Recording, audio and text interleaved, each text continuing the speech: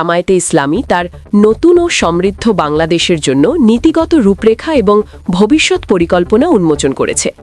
আগামী 12 ফেব্রুয়ারি অনুষ্ঠিত হওয়া জাতীয় সংসদ নির্বাচনকে সামনে রেখে দলটি এই রূপরেখা ঘোষণা করেছে।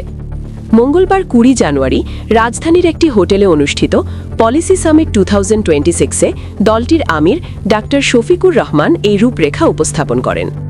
পলিসি সামিটে ঘোষণা করা হয়েছে ট্যাক্স ও ভ্যাট ধীরে ধীরে কমিয়ে দীর্ঘমেয়াদে ট্যাক্স 19% এবং ভ্যাট 10%-এ আনা হবে। দেশের নাগরিকদের জন্য চালু করা হবে স্মার্ট সোশ্যাল সিকিউরিটি কার্ড, যেখানে এনআইডি, টিআইএন, স্বাস্থ্য ও সামাজিক সেবা এক কার্ডে সংযুক্ত থাকবে। আগামী 3 বছরে সব শিল্পে গ্যাস, বিদ্যুৎ ও পানির চার্জ বাড়ানো হবে না।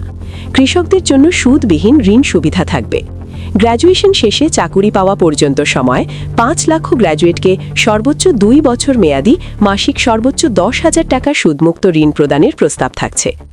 এছাড়া মেধা ও প্রয়োজনের ভিত্তিতে 1 লাখ শিক্ষার্থীকে মাসিক 10,000 টাকা সুদমুক্ত শিক্ষা ঋণ এবং প্রতি বছর বিশ্বের সেরা বিশ্ববিদ্যালয়ে পড়াশোনার জন্য 100 শিক্ষার্থীকে সুদমুক্ত শিক্ষা ঋণ দেওয়ার পরিকল্পনা রয়েছে।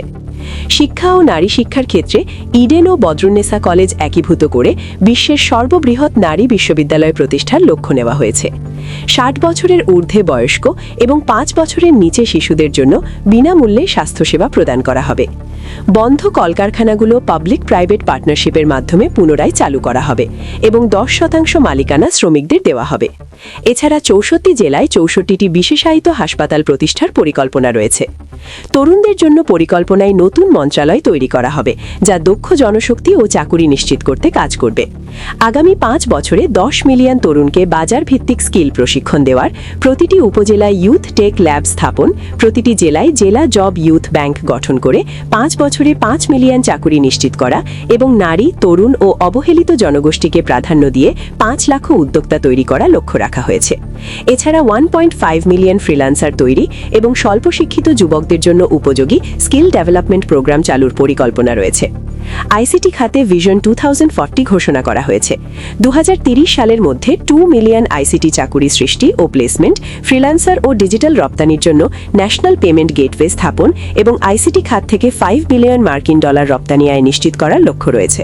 এছাড়া সরকারের 1.5 বিলিয়ন মার্কিন ডলার ব্যয় সাশ্রয় করে শ্রমনির্ভর অর্থনীতি থেকে জ্ঞানভিত্তিক অর্থনীতিতে রূপান্তরের পরিকল্পনা নেওয়া হয়েছে। রেমিটেন্স সংক্রান্ত বিষয়ে দল জানিয়েছে, দক্ষ জনশক্তির মাধ্যমে আগামী 5-7 বছরের মধ্যে রেমিটেন্স আয় 2 থেকে 3 গুণ বৃদ্ধি করা হবে। অর্থনৈতিক রেমিটেন্সের পাশাপাশি প্রবাসী বাংলাদেশি প্রফেশনালস, গবেষক ও শিক্ষকদের দেশে নিয়ে আসা হবে ইন্টেলেকচুয়াল রেমিটেন্স হিসেবে।